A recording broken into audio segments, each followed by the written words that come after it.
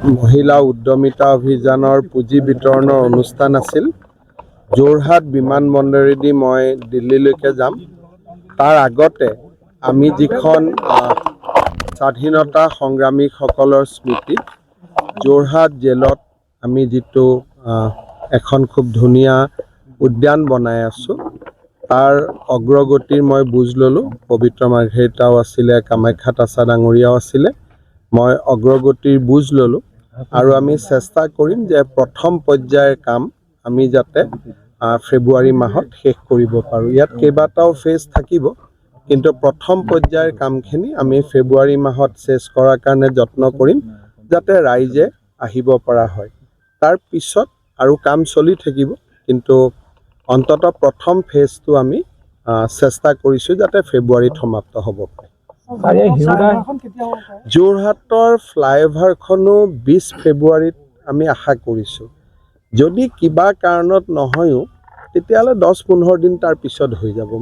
মোটামুটি মই ভাবোঁ যে বিহুৰ আগতে যোৰহাটৰ ৰাইজে ফ্লাইঅভাৰখন ব্যৱহাৰ কৰিব। 50টা সমষ্টিৰ কথা আপুনি কৈছিলে, ইংগিত দিব নেকি? 50টা সমষ্টি মানে এইটো আৰু ইংগিত দিবলৈকে আপোনালোকে হিচাপ কৰিলেই হ'ল যে বহুতকেইটা সমষ্টিত আমাৰতো কোনো দ্বিতীয়জন প্ৰাৰ্থীয়ে নাই। আপোনালোকে স্থানীয় সাংবাদিকক সুধিলেই হ'ল। যুৱ প্ৰজন্মও থাকিব, কিন্তু যুৱ প্ৰজন্ম ক'ত থাকিব, কেনেকৈ থাকিব, তাক আজি কোনেও ক'ব নোৱাৰে। সেইটো আমাৰ এটা প্ৰক্ৰিয়া আছে। সংসদীয় বৰ্ডৰ বৈঠক হ'ব, এটা এটাকৈ চিট আমি পৰীক্ষা কৰিম, তাৰ পিছতহে হ'ব। যোৰহাটৰ ছবিখন কেনেকুৱা? মই যোৰহাটৰ বিষয়ে পৃথকে চিন্তা কৰা নাই। 126টা সমষ্টিৰে আলোচনা হ'ব, জিলা ৱাইজ আলোচনা নহয়। এটা সম্যক যে অসমখনত আমি ইমানটা চিট দিম, AGP কিমান দিম, BPF কিমান দিম, UPPLৰ লগত কি পাতিম, গণশক্তিৰ লগত কি পাতিম, ৰাভা যৌথ মঞ্চৰ লগত কি পাতিম, তিৱা ঐক্য মঞ্চৰ লগত কি পাতিম, এনে এটা সামগ্ৰিক ধাৰণা এটা কৰা হয় ৰাজ্যৰ। আৰু ৰাজ্যৰ ধাৰণাটোৰ লগত যোৰহাট, শিৱসাগৰ, কামৰূপ, নগাঁও, তাৰপিছত তাক ফিট কৰা হয়। প্ৰথম আলোচনাটো ৰাজ্যিক ভিত্তিক হয় যে ৰাজ্যত BJPয়ে কিমান খেলিব, AGPয়ে কিমান খেলিব, গণশক্তিক কিমান দিম। সেই ধাৰণাটো নোহোৱালৈকে জিলা ভিত্তিক আলোচনা কৰাটো অসুবিধা হৈ যায়।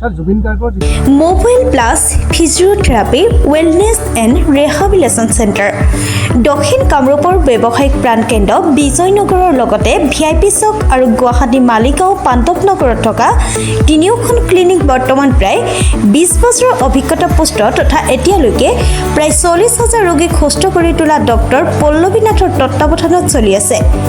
এই ফিজিঅ'থেৰাপি চেণ্টাৰ তিনিটাত বৰ্তমান অভিজ্ঞ ডক্টৰৰ দ্বাৰা যিকোনো জটিল ফিজিঅ'থেৰাপি চিকিৎসাৰ লগতে যিকোনো ৰোগীৰ ঘৰলৈ গৈ চিকিৎসা সেৱাৰ সুব্যৱস্থাও ৰাখিছে।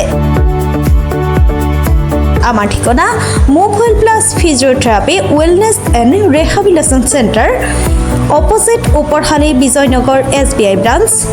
আমাৰ VIP চকৰ ঠিকনাটো হ'ল VIP Chowk near VIP bus stop, Borjhar, Guwahati. আমাৰ মালিগাঁও ঠিকনাটো হ'ল চেলাছ 360 physiotherapy and rehabilitation centre, Maligaon Pandavnagar, Guwahati 12। আমাৰ যোগাযোগ নম্বৰ হৈছে 8011744696।